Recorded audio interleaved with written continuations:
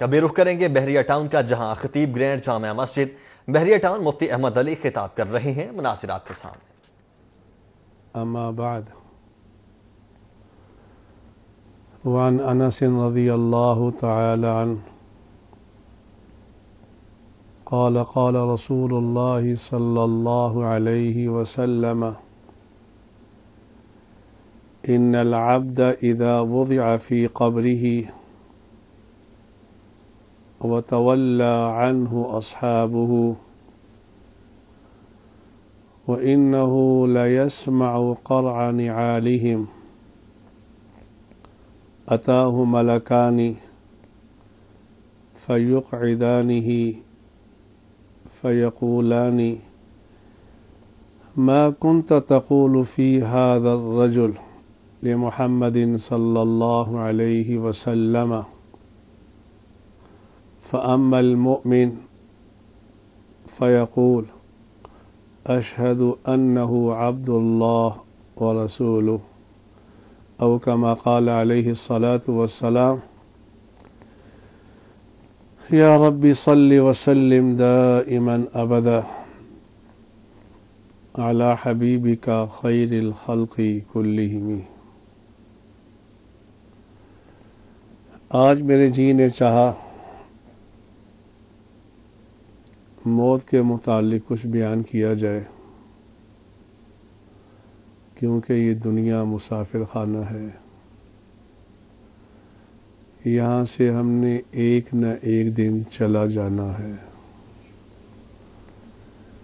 خوش نصیب وہ شخص ہے جو دنیا سے جاتے ہوئے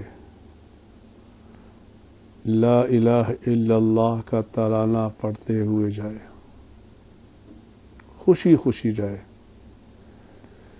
ایسا نہ ہو کہ آیا بھی تھا روتے ہوئے، کیونکہ جب بچہ پیدا ہوتا ہے تو روتا ہے، اور جائے بھی روتا ہوا۔ یہ ناکامی والی زندگی ہے۔ تو اس لیے آج میں اس حدیث کو بیان کروں گا جس میں رسول اکرم صلی اللہ علیہ وآلہ وسلم نے اس بات کو ذکر فرمایا کہ قبر میں ہمارے ساتھ کیا ہونے والا ہے۔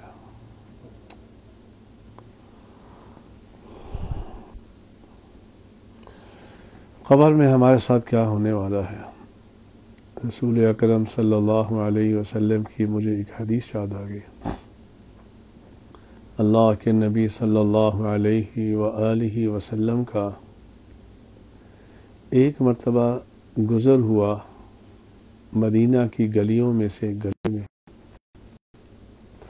تو عمر فاروق رضی اللہ تعالیٰ عنہ قہقہ لگا کے ہنس رہے تھے کسی بات پہ،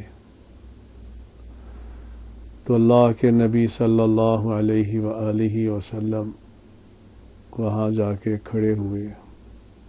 آپ نے فرمایا والذی نفس محمد یا عمر، اے عمر قسم ہے اس ذات کی جس کے قبضے میں محمد صلی اللہ علیہ وسلم کی جان ہے، اے عمر اگر تجھے یہ پتہ چل جائے کہ قبر میں کیا حالات پیش آنے والے ہیں تو تو کبھی پیٹ بھر کے نہ کھانا کھائے نہ ایسے قہقہ لگائے۔ یہ جو میں نے حدیث آج آپ کے سامنے پڑھی ہے، حضرت انس رضی اللہ تعالی عنہ روایت کرتے ہیں۔ حضرت انس کون تھے؟ یہ کون تھے؟ روایات میں آتا ہے کہ جب ان کی عمر 10 سال تھی تو ان کی اماں رسول اکرم صلی اللہ علیہ وآلہ وسلم کی خدمت میں حضرت انس کو لے کے آئی۔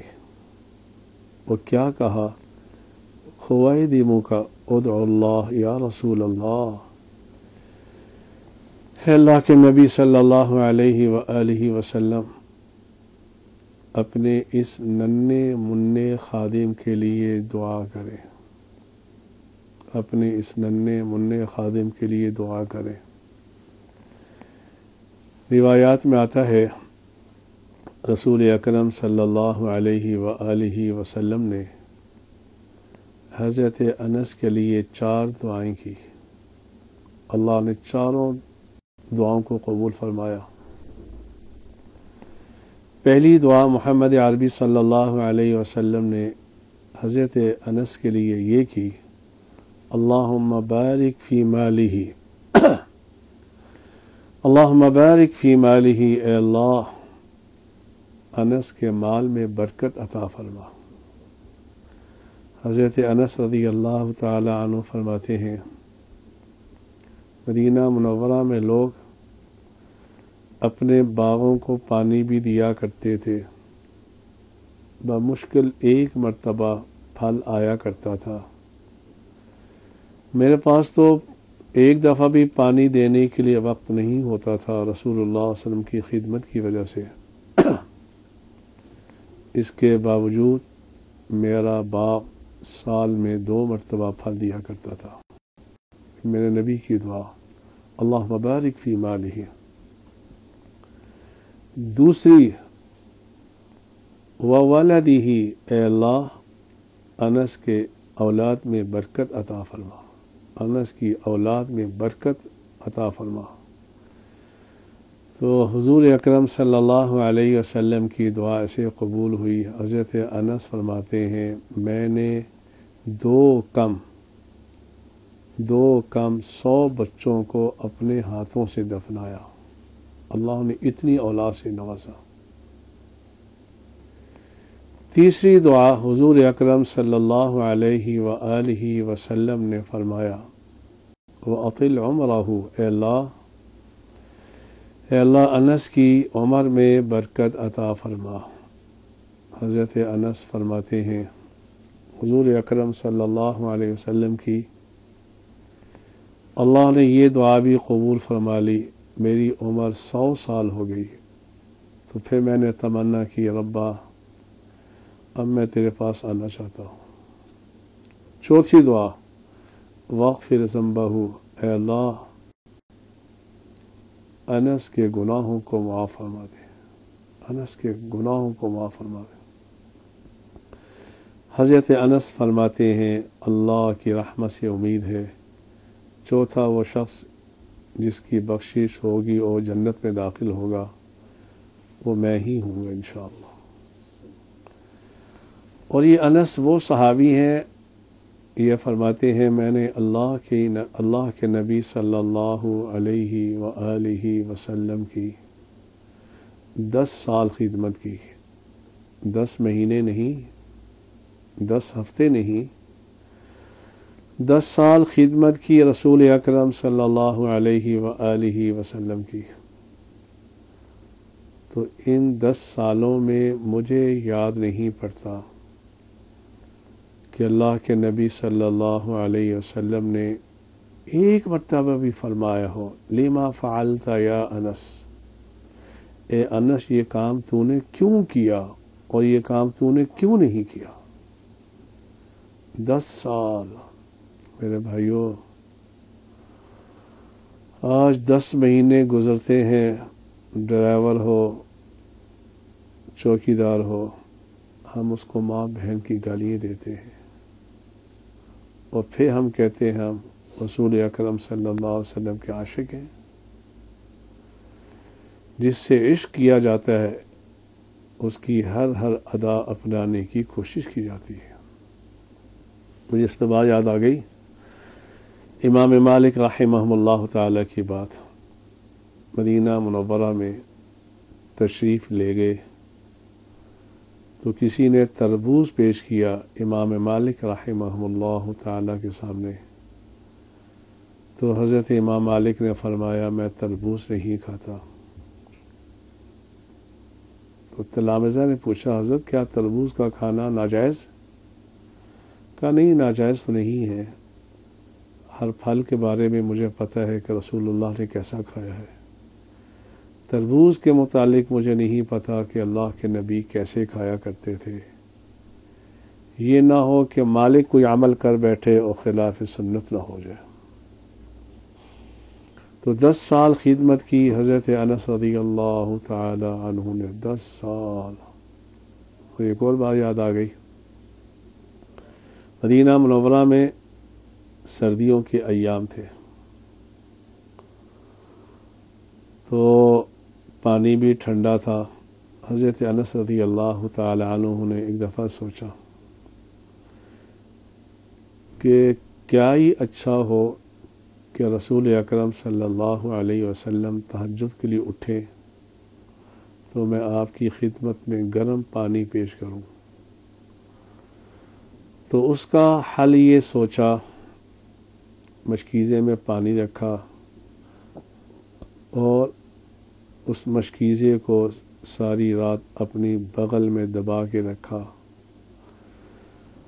تاکہ میرے جسم کی حرارت کی وجہ سے پانی کچھ گرم ہو جائے. چنانچہ رسول اکرم صلی اللہ علیہ وسلم تہجد کے لیے اٹھے.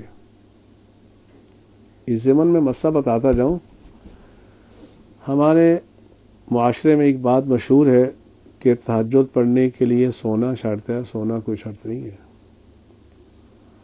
تو اللہ کے نبی صلی اللہ علیہ وسلم جب اٹھے، انس بھی اٹھ گئے، لوٹے میں پانی ڈالا، بڑا گرم پانی تھوڑا سا تھا. تو اللہ کے نبی صلی اللہ علیہ وسلم کو بڑا مزہ آیا. کہا اسأل یا انس، انس کیا مانگتا ہے مانگ. آج نبوت جوش میں آئی ہے، کیا مانگتا ہے مانگ. میں کہتا ہوں انس کیا شخص تھا. حضرت انس نے عرض کیا یا رسول اللہ صلی اللہ علیہ وسلم، جنت میں آپ کا پڑوس مانگتا ہوں. فرمایا اے انس سن لے، جنت میں تیرا گھر میرا گھر آمنے سامنے ہوگا. تو ان سے روایت ہے. اللہ کے نبی صلی اللہ علیہ وآلہ وسلم نے ارشاد فرمایا ان العبد اذا وضع فی قبرہ، جب آدمی کو قبر میں رکھا جاتا ہے. کبھی قبر تو سوچو تو صحیح، وہاں جانا ہے. میں ایک دفعہ اپنی بیری ٹون میں یہ بیان کر رہا تھا. میں نے کہا ہماری اتنی بڑی مسجد ہے، گرینڈ جامع مسجد، اگر عشاء کے بعد 10 منٹ کے لیے لائٹ چلی جائے تو آوازیں آنا شروع ہو جائیں گی، گھبراہٹ شروع ہو جائے گی. یہ قبر 6 فٹ لمبی ہوگی، 2-3 فٹ چوڑی ہوگی. کتنا زمانہ رہنا ہے، کتنا زمانہ رہنا ہے. تو رسول اکرم صلی اللہ علیہ وآلہ وسلم نے فرمایا ان العبد اذا وضع فی قبرہ، جب آدمی کو قبر میں رکھا جاتا ہے، ایک دن میرے بھائیوں آپ کو بھی رکھا جائے گا، مجھے بھی رکھا جائے گا. سب چھوڑ کے آ جائیں گے، بیٹے بھی چھوڑ کے آ جائیں گے،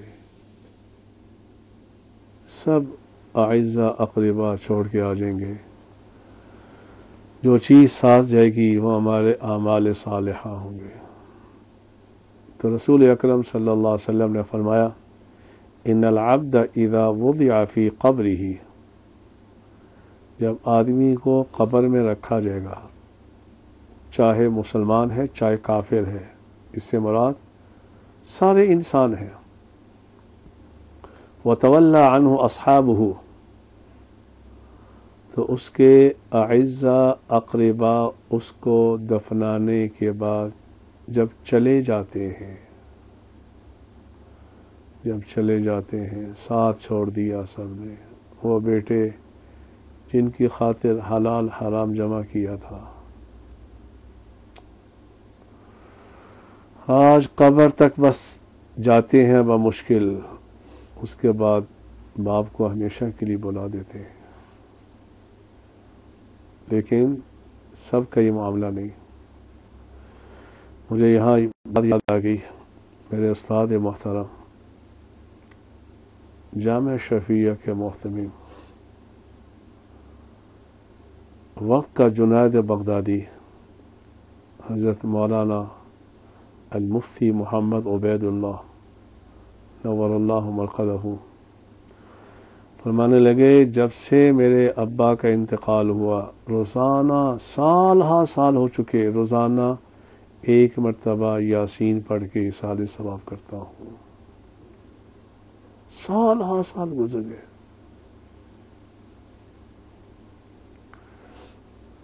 تو رسول اکرم صلی اللہ علیہ وسلم نے فرمایا وَتَوَلَّى عَنْهُ أَصْحَابُهُ اس کے اعزاء اقربا دفنانے کے بعد جب چلے جاتے ہیں. حالانکہ امام شافعی رحمہم اللہ تعالی فرماتے ہیں دفنانے کے بعد اتنی دیر کھڑے ہونا چاہیے. امام شافعی کے ہاں تو سنت یہ ہے کہ ایک قرآن مجید ختم کیا جائے. لیکن قرآن مجید کون ختم کرے؟ مولوی صاحب نہیں. مولوی صاحب کو کہہ کے کہ اتنے پیسے دے دیں گے میرے ابا کی قبر پہ بیٹھ کے قرآن مجید ختم کرے، کوئی فائدہ نہیں. خود بیٹھے، بیٹا بیٹھے، اس کو پتہ چلے. رسول اکرم صلی اللہ علیہ وآلہ وسلم کے بارے میں آتا ہے آپ دفنانے کے بعد اتنی دیر قبر پہ کھڑے ہوا کرتے تھے جتنی دیر میں اونٹ ذبح کرنے کے بعد اس کا گوشت بنایا جاتا ہے. اتنی دیر، اتنی دیر. تو جب اعزاء اقربا دفنانے کے بعد اکثر چلے جاتے ہیں وَإِنَّهُ لَيَسْمَعُ قَرْعَ نِعَالِهِمْ اس مرنے والے کو ان جانے والوں کی جوتوں کی آواز بھی آتی ہے، یہ سنتا ہے. میرے بھائیو جب یہ مسلمان سنتا ہے، یہاں مسلمان کی قید تو ہے نہیں، مردہ سنتا ہے چاہے وہ مسلمان ہے چاہے کافر ہے. جب وہ سنتا ہے تو آپ کا کیا خیال ہے شہداء کے بارے میں؟ اور جب شہداء سنتے ہیں تو آپ کا کیا خیال ہے انبیاء علیہم الصلاۃ والسلام کے بارے میں؟ جب انبیاء سنتے ہیں تو آپ کا کیا خیال ہے محمد عربی صلی اللہ علیہ وآلہ وسلم کے بارے میں؟ اہل سنت والجماعت کا یہ متفقہ عقیدہ ہے انبیاء علیہم الصلاۃ والسلام اپنی قبور میں زندہ ہیں، سلام کرنے والے کے سلام کا جواب دیتے ہیں. میں اس ضمن میں ایک بات بتاتا جاؤں. اللہ کے حکم سے سال میں ایک دفعہ یا دو دفعہ اللہ جانے کی توفیق دے دیتے ہیں. تو جب میں رسول اکرم صلی اللہ علیہ وآلہ وسلم کی قبر اطہر پر جہاں فرشتے بھی آتے ہیں تو اپنے پروں کی حرکت کو ختم کر کے آتے ہیں، تو میں رسول اکرم صلی اللہ علیہ وآلہ وسلم کی قبر اطہر کے پاس جب جاتا ہوں سلام پیش کرنے سے پہلے میری ایک عادت ہے کہ میں اپنا تجدید ایمان کرتا ہوں اور یہ کہتا ہوں اشہد ان لا الہ الا اللہ وانک رسول اللہ. میرا عقیدہ ہے، ہمارا عقیدہ ہے رسول اکرم صلی اللہ علیہ وسلم اپنی قبر اطہر میں زندہ ہمارے سلام کا جواب دیتے ہیں اور میں یہ کہتا ہوں یا رسول اللہ صلی اللہ علیہ وسلم پتہ نہیں میں پاکستان میں مسلمان تھا یہ کیا تھا، لیکن آج آپ کے سامنے تجدید ایمان کر رہا ہوں. یا رسول اللہ، یا رسول اللہ، یا رسول اللہ، یا رسول اللہ صلی اللہ علیہ وسلم میرے ایمان کی قیامت کے دن گواہی دے دینا. اللہ کے سامنے کہہ دینا یہ جو احمد علی آیا ہے کہ اللہ میں گواہی دیتا ہوں اس نے میرے سامنے کلمہ پڑھا ہے.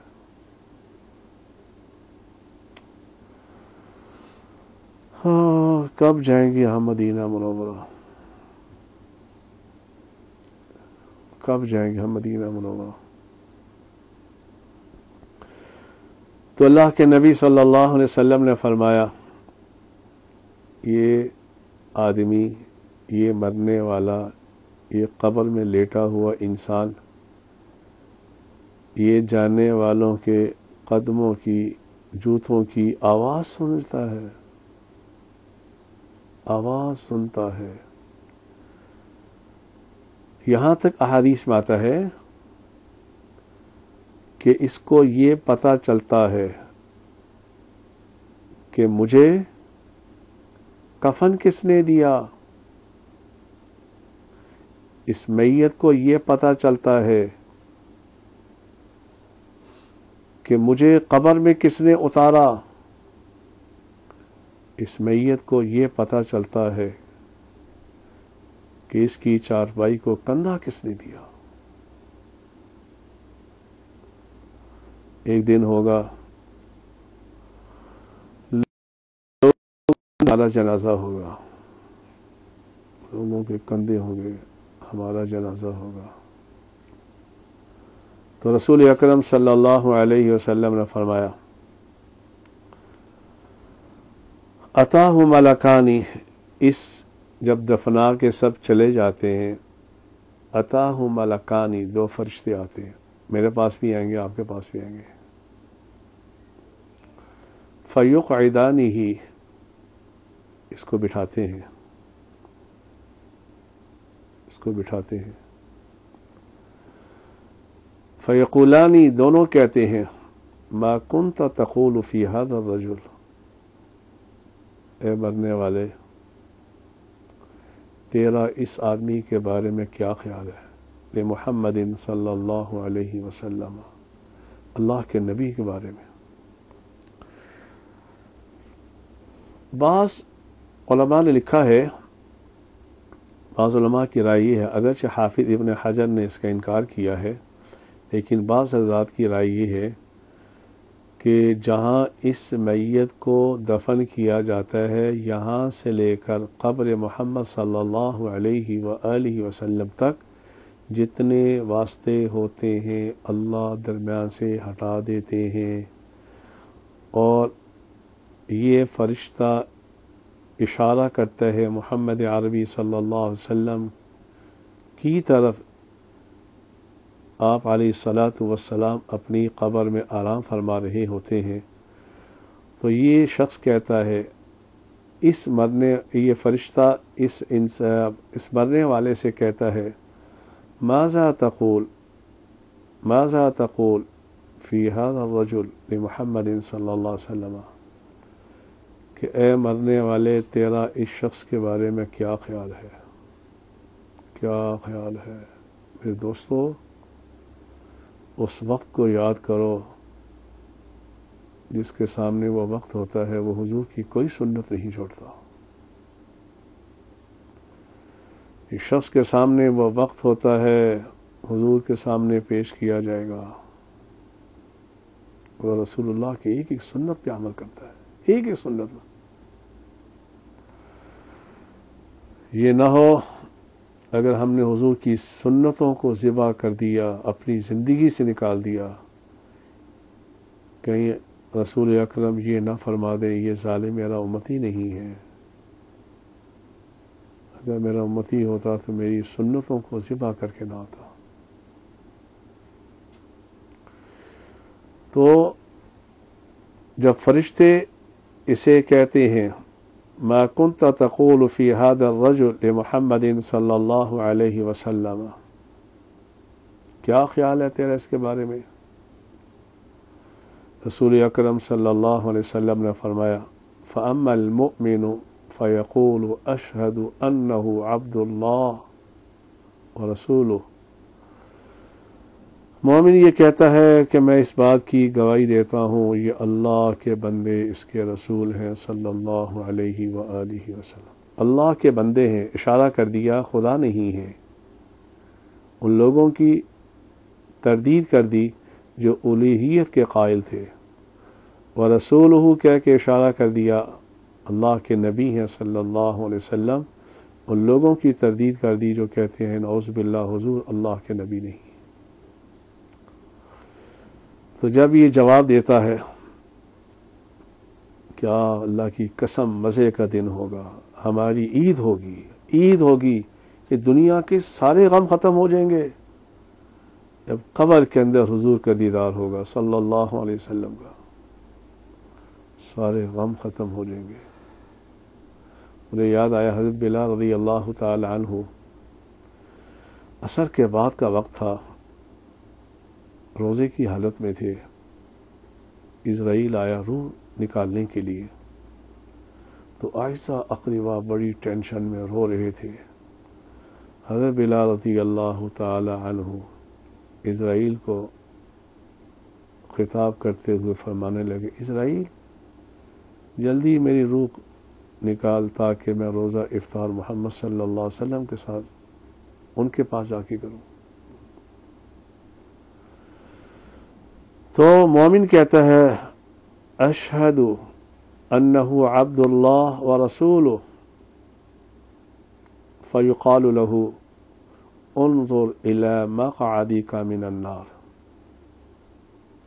جب یہ جواب دیتا ہے تو اس کے لیے تھوڑی سی کھڑکی جہنم کی، جنت کی نہیں، جہنم کی ذرا سی کھڑکی کھول دی جاتی ہے۔ ڈرتا ہے مومن۔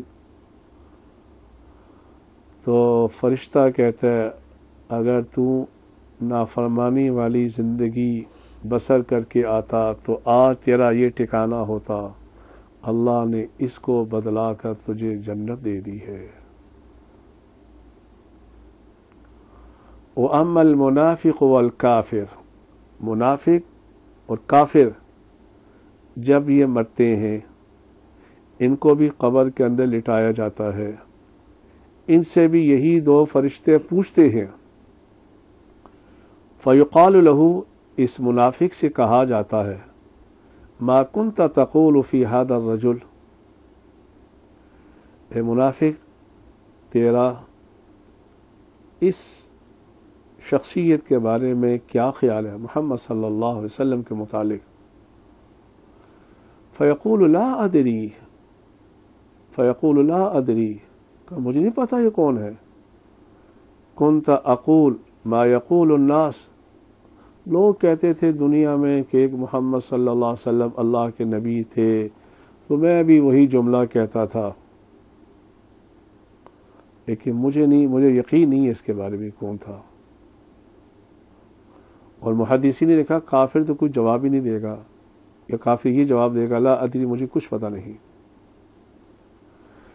رسول اکرم صلی اللہ علیہ وآلہ وسلم نے فرمایا اس منافق اور کافر کو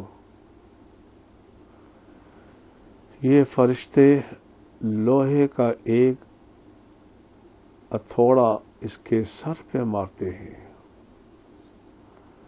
فَيَصِيحُ صَيْحَةً فَيَصِيحُ صَيْحَةً، وہ ایک چیخ مارتا ہے، ایک چیخ مارتا ہے۔ اللہ کے نبی صلی اللہ علیہ وآلہ وسلم نے ارشاد فرمایا اس کی چیخ کو اس کے ارد گرد جتنی مخلوق ہے انسان اور جنات کے علاوہ ساری سنتی ہے۔ میں نے اس موضوع کا انتخاب کیوں کیا؟ اس لیے کیا رمضان کے اندر اپنی موت کو یاد کرو، کسی ٹائم بلاوا آ سکتا ہے۔ ہمارے جامعہ شفیعہ کے شیخ الحدیث حضرت مولانا ادریس کاندلوی نور اللہ مرقدہ بخاری شریف پڑھاتے ہوئے اپنے تلامذہ سے فرمایا کرتے تھے بھائی مولوی صاحب اگر دنیا سمجھ میں نہ آوے تو شہر خاموشہ میں جا کے مراقبہ کر لیا کرو، عقل ٹھکانے آ جائے گی۔ آج ہم قبرستان میں بھی جاتے ہیں دفنانے کے لیے، وہاں کھڑے کھڑے ساری دنیا کی باتیں ہو رہی ہوتی ہیں۔ یہ کہا جاتا ہے ہاں جی بیٹا جو باہر پڑھنے کے لیے گیا وہ بیٹا جو جاب کے لیے گیا کوئی پیسے بیچتا ہے ہی نہیں بیچتا. نیچے قبریں ہیں. جبکہ عثمان ابن عفان رضی اللہ تعالی عنہ کے متعلق آتا ہے. عثمان ابن عفان رضی اللہ تعالی عنہ جب کسی قبر پہ کھڑے ہوا کرتے تھے تو اتنے رویا کرتے تھے کہ داڑھی مبارک تر ہو جایا کرتی تھی. کسی نے پوچھا عثمان اتنا کیوں روتے ہو؟ تو عثمان ابن عفان فرمایا کرتے تھے سمعت رسول اللہ صلی اللہ علیہ وسلم، میں نے حضور سے سنا ہے آپ علیہ الصلاۃ والسلام نے فرمایا عثمان قبر کو مٹی کا ڈھیر سمجھ کے نہ گزر جانا. یہ جنت کے باغوں میں سے ایک باغ ہے، یہ جہنم کے گڑھوں میں سے ایک گڑھا ہے. وہاں میرے بھائیوں ہم نے جانا ہے. یہ اولاد چھوڑ دے گی، یہ مال یہاں ہی رہ جائے گا، یہ بڑے بڑے محلات چھوڑ کے ایک دن جانا ہے. موت ایک حقیقت ہے. مجھے بھی بٹھایا جائے گا، آپ کو بھی بٹھایا جائے گا. اس لیے اس کی تیاری کرو. اللہ نے ہم پہ احسان کیا، ہمیں ایک دفعہ پھر رمضان کا مہینہ نصیب فرما دیا.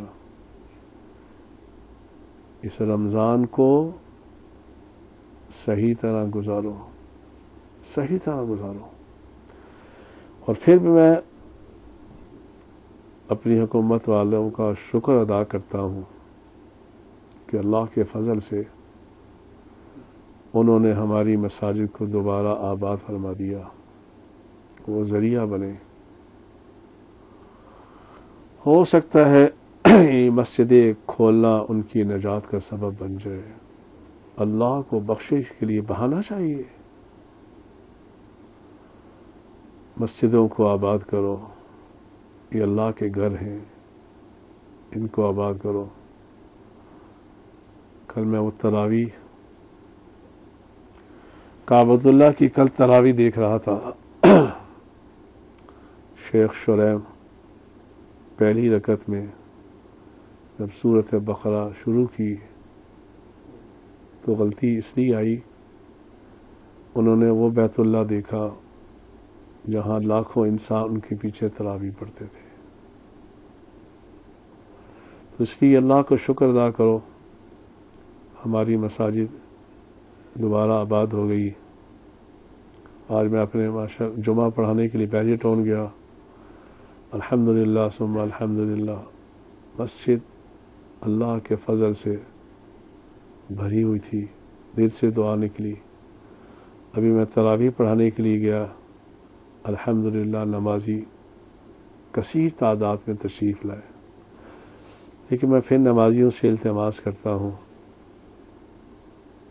کہ مسجد میں آتے ہوئے احتیاطی تمام تدابیر کو اختیار کر کے تشریف لائیں. اللہ کے گھر میں غسل کر کے آئیں، خوشبو لگا کے آئیں، صاف ستھرا لباس پہن کے آئیں. مجھے امام مالک کی بات یاد آ گئی.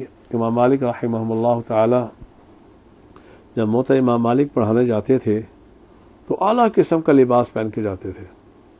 اعلیٰ لباس پہن کے جاتے تھے اور پھر اس کو صدقہ کر دیا کرتے تھے. دوسرے دن پھر نیا لباس پہن کے جاتے تھے. کسی نے کہا حضرت یہ اسراف نہیں ہے؟ کہا لوگ دنیا کی باتیں کرنے جائیں، اعلیٰ لباس پہن کے جائیں، میں تو رسول اللہ کی باتیں کرنے جا رہا ہوں صلی اللہ علیہ وسلم کی. اس لیے گھروں سے وضو کر کے خوشبو لگا کے اعلیٰ لباس پہن کر اپنا مصلی ساتھ لے کے آئیں اور جو ترتیب حکومت نے مقرر کر رکھی ہے اس کی اطاعت کریں. اللہ تعالیٰ ان باتوں پہ مجھے بھی آپ کو بھی عمل کرنے کی توفیق عطا فرمائے. الحمدللہ رب العالمین والصلاة والسلام على سید الانبیاء والمرسلین. ربنا آتنا فی الدنیا حسنہ وفی الآخرة حسنہ وقنا عذاب النار وادخلنا الجنة مع الابرار. یا عزیز یا غفار یا رب العالمین، اے اللہ تیرا کھرب بار شکر ہے، تو نے ہمیں پھر رمضان کا مہینہ عطا فرما دیا۔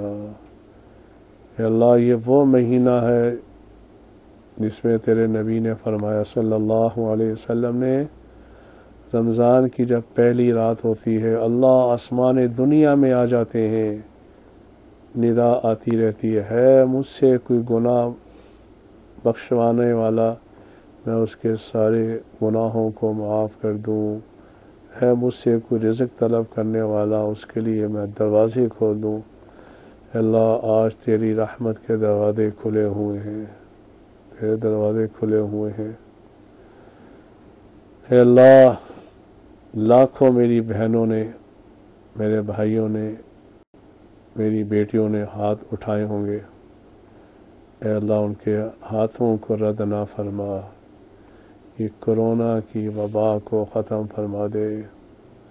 اے اللہ ہمارے حکمران کہتے ہیں ہم نے اسے لڑنا ہے، اب ہم کہاں لڑ سکتے ہیں؟ تیرے عذاب کے سامنے کون لڑ سکتا ہے؟ تو مچھر کے ذریعے سے بڑے نافرمان کو تو نے تباہ کر دیا۔ ربا تو نے ابرہا کے لشکر کو تباہ فرما دیا۔ اے اللہ تیرے سامنے تو ہم کچھ نہیں، ہماری کیا حیثیت ہے ربا؟ تو ہمیں معاف فرما دے، تو ہمیں معاف فرما دے۔ اے اللہ ہماری مساجد کو آباد فرما دے، اے اللہ مساجد کو آباد فرما دے۔ اے اللہ حرمین شریفین کی ویرانی برداشت نہیں ہو رہی ربا، لاکھوں انسان آج بھی انتظار میں ہیں کب ویزا کھلے، ہم رسول اللہ کے دربار پر اعتکاف کے لیے حاضر ہو جائیں۔ اے اللہ مسجد نبی کا امام بھی تلاوت کرتے ہوئے اپنے جذبات کو قابو پہ نہیں رکھ سکتا، مسجد نبی کی اداسی کو دیکھ کر۔ کعبۃ اللہ کا امام بھی اس اداسی کو برداشت نہیں کر رہا۔ اے اللہ آج ہماری مساجد بھی اداس ہیں، نمازیوں کا انتظار کر رہی ہیں۔ اے اللہ حرمین شریفین کی حفاظت فرما، حرمین شریفین کی حفاظت فرما۔ اے اللہ تو ہمارا محتاج نہیں ہے، تو قادر مطلق ہے، تیرے کن سے کائنات تبدیل ہو سکتی ہے۔ اے اللہ تو اس وبا کو ختم فرما دے۔ اے اللہ ہمارے دل گناہ کر کر کے پتھر ہو چکے ہیں، سیاہ ہو چکے ہیں ربا، کوئی تو تیرا ایسا بندہ ہوگا جو تجھے خلوت میں یاد کرتا ہوگا۔ اے اللہ آج اس نے ہاتھ اٹھائے ہوں گے، اے اللہ ان کے ہاتھوں کو رد نہ فرما، اس وبا کو ختم فرما۔ اے اللہ اس ملک پاکستان سے سود کی لعنت کو ختم فرما دے۔ یہ بغاوت ہے، اعلان جنگ ہے تیرے ساتھ، بے حیائی کو ختم فرما دے، بے حیائی کو ختم فرما دے، ہماری بیٹیوں کو حیا نصیب فرما دے، ہمارے نوجوانوں کو ربا حیا نصیب فرما دے۔ اے اللہ ہمارے نوجوان بھی تیرے نافرمان بن گئے، اے اللہ وہ نوجوان بھی ہم نے دیکھے جن نے اپنی جوانی کی ابتدا تیری یاد سے کی تھی۔ ہمیں وہ زمانہ یاد ہے جب صبح سویرے بچے قرآن کی تلاوت کیا کرتے تھے، آج ہمارے بچوں کے ہاتھوں میں نیٹ کی لعنت آ چکی۔ اے اللہ ہمارے بچوں کی حفاظت فرما دے۔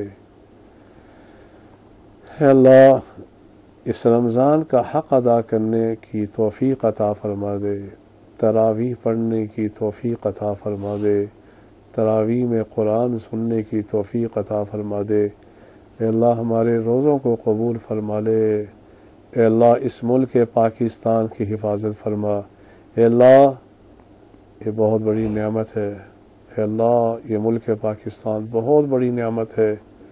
اے اللہ ملک پاکستان یہ وہ ملک ہے جو لا الہ الا اللہ محمد رسول اللہ پہ قائم ہوا ہے۔ اے اللہ میں اس پہ قسم کھا کے کہہ سکتا ہوں یہ تا قیام قیامت باقی رہے گا، اس کے تباہ کرنے والے تباہ ہو جائیں گے، کیونکہ اللہ اس کی بنیاد لا الہ الا اللہ محمد رسول اللہ ہے۔ اے اللہ ہمارے دینی مراکز کی حفاظت فرما دے، تبلیغی مراکز کی حفاظت فرما دے۔ اے اللہ ہمارے وہ تبلیغی بھائی جو اس بیماری کے اندر پھنسے ہوئے ہیں، اے اللہ انہوں نے ساری زندگی تیرے اور تیرے نبی کے نام کی اشاعت کی کوشش کی، اے اللہ اس دوران اس بیماری کے اندر مبتلا ہو گئے ہیں، اے اللہ وہ تیرے مہمان ہیں، اے اللہ انہیں بھی شفا عطا فرما۔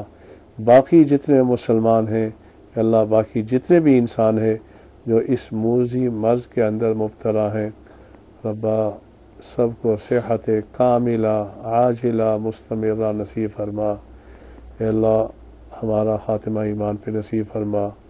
اے اللہ جب دنیا سے جانے کی باری آئے تو ہماری زبان پہ لا الہ الا اللہ محمد رسول اللہ کو جاری فرما۔ وصلی اللہ تعالی علی خیر خلقہ محمد وعلی آلہ واصحابہ اجمعین برحمتک یا ارحم الراحمین۔ اللہ اکبر۔